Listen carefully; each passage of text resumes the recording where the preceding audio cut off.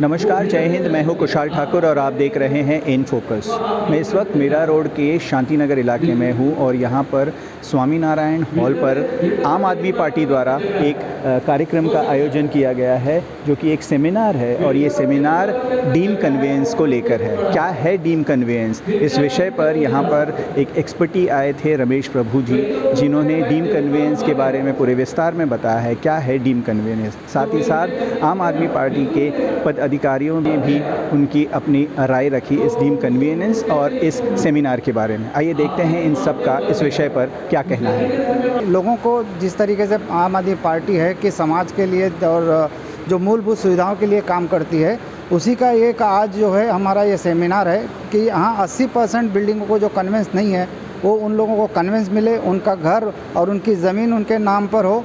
ये हमारा सबसे बड़ा मुहिम है, जिसको हमने लगातार मीरा भाईंदर में चलाया है। अभी तक 16 एफआईआर बड़े बड़े बिल्डरों पे हुए हैं और आने वाले समय में ये मुहिम को तेज़ किया जाएगा।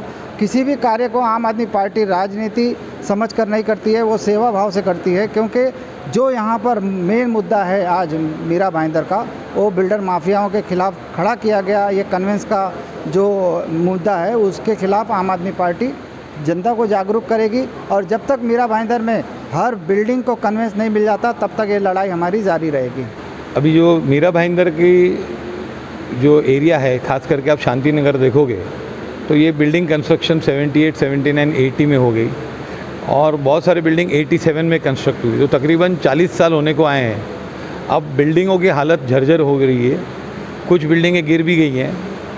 और इसमें जब बिल्डिंग गिरती है तब म्यूनसिपैलिटी, बिल्डर, नेता, ये सब मिलकर लोगों को, फ्लैट ओनर्स को न्याय नहीं देते हैं। और मेन प्रॉब्लम ये होता है, न्याय इसलिए नहीं मिलता है क्योंकि बिल्डर की जो जिम्मेदारी है कन्वेंस करके देना, वो बिल्डर निभाता नहीं है। तो उस मुहिम को हमने आगे बढ़ाया है।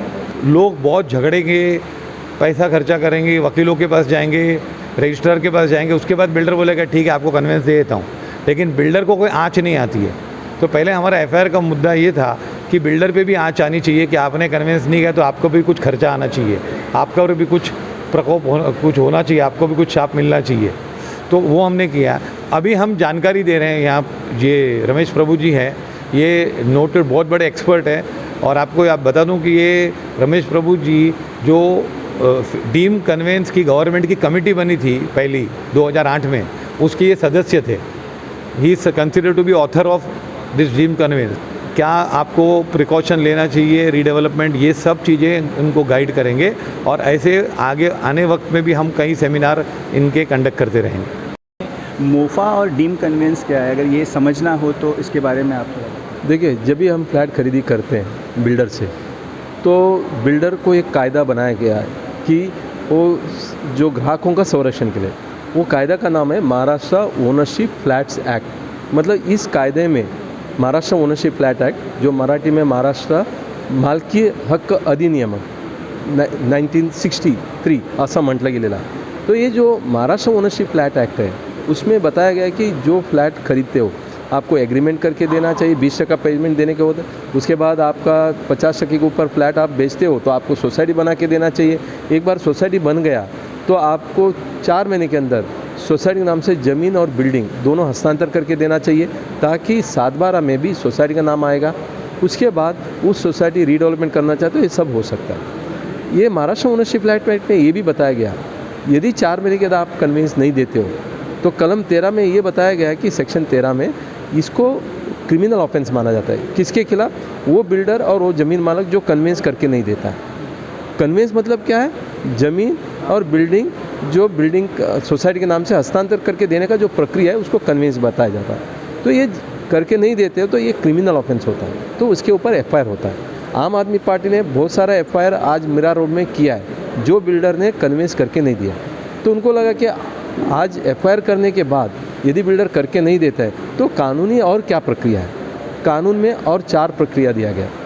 वो है, एक तो आप देखिए सिविल कोर्ट में जा सकते हैं।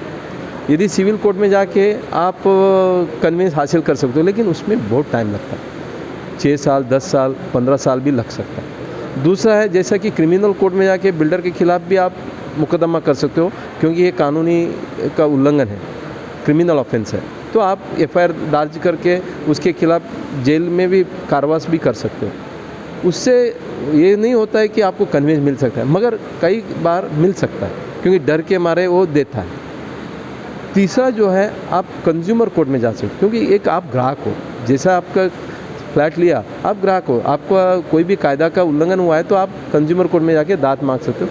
लेकिन कंज्यूमर कोर्ट में भी क्या है, 3 साल 4 साल 5 साल लगता है, तो लोगों को जल्दी चाहिए। तो आसान क्या है, चौथा प्रक्रिया जो शासन ने या गवर्नमेंट ने कायदा में बदल किया, section 11 of Maharashtra ownership flat act में 2008 में बदल किया। क्या बदल किया, यदि बिल्डर ने 4 महीने के अंदर आपको कन्वेंस नहीं देता है, ये माना जाएगा कि आपको कन्वेंस मिल गया, इसका मतलब deemed to have been conveyance. यदि आपको डीम्ड कन्वेंस माना जाता है, सवाल ये उठता है कि आपके पास कन्वेंस डीड किधर है, 7/12 नाम कैसे आएगा, कानून तो इसके लिए एक अधिकारी को नियुक्ति किया गया जिसको महाराष्ट्र गवर्नमेंट ने पावर दिया है। क्या पावर दिया है, यदि बिल्डर ने 4 महीने के अंदर कन्वेंस नहीं दिया और जो सोसाइटी उसके पास आके अर्ज करता है या एप्लीकेशन करता है, वो एप्लीकेशन देख के बिल्डर को शोकॉज नोटिस दे के 6 महीने के अंदर कन्वेंस करके देना, उस कन्वेंस डीड को रजिस्टर करके देना, स्टैम्प ड्यूटी भर कर देना, ये पूरी जिम्मेदारी उस गवर्नमेंट ऑफिसर के ऊपर होता है। उसका नाम है डिस्ट्रिक्ट डिप्टी रजिस्ट्रार।